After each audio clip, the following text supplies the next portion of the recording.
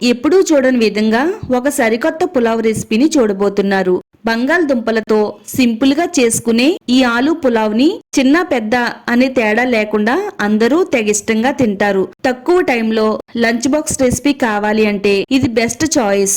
ఈ వెరైటీ పులావ్ రెసిపీని ఎలా తయారు చేసుకోవాలో చూద్దామండి. స్టవ్ పైన కడాయి పెట్టుకోవాలండి. 1.5 గ్లాసులు నీళ్లను పోసుకోవాలి. మీరు ఎన్ని గ్లాసులు అయితే చేస్తున్నారో ఒక్కొక్క గ్లాస్ కి 1.5 గ్లాస్ చొప్పున నీళ్లను పోసుకోవాలి. వెల్లుల్లిపాయ వేసుకోవాలి.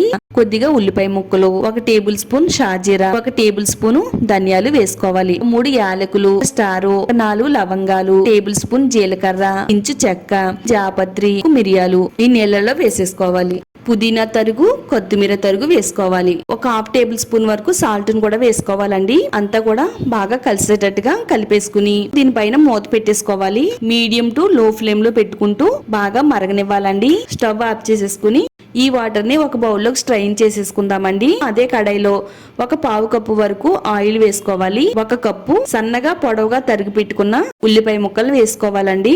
ఇలా గోల్డ్ కలర్ లోకి వచ్చిన తర్వాత పక్కన పెట్టేసుకుందాం.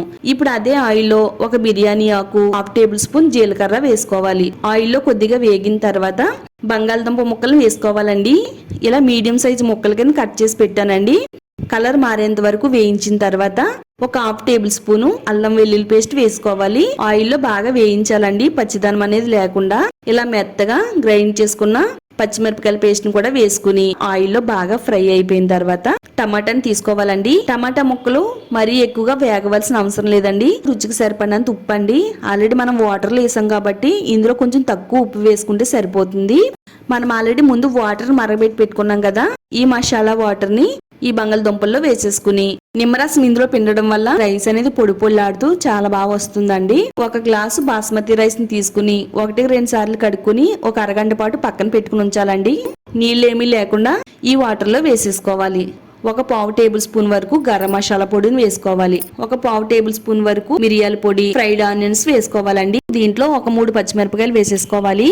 పచ్చిమిరపకాయలు వేసి దీనిపైన మూత పెట్టేసుకుని స్టవ్ ని మీడియం ఫ్లేమ్ లో పెట్టుకుంటూ ఈ రైస్ మనం బాగా ఉడకనివ్వాలండి. 70% ఉడికిన తర్వాత కొద్దిగా ఫ్రైడ్ ఆనియన్స్ వేసుకోవాలి.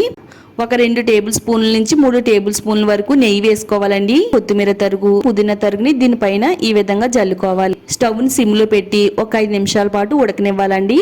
అంతా కూడా బాగా కలుపుకోవాలి. మరో 3 నిమిషాల పాటు స్టవ్ ని సిమ్ లో పెట్టేసి అలా వదిలేయాలండి. 3 నిమిషాల తర్వాత స్టవ్ ఆఫ్ చేసేసి ఆలు పులావ్ ని సర్వ్ చేసుకుందామండి. టేస్ట్ అనేది ఒక లెవెల్లో ఉంటది. లైక్ చేయండి, ఛానల్ ని సబ్స్క్రైబ్ చేసుకోండి.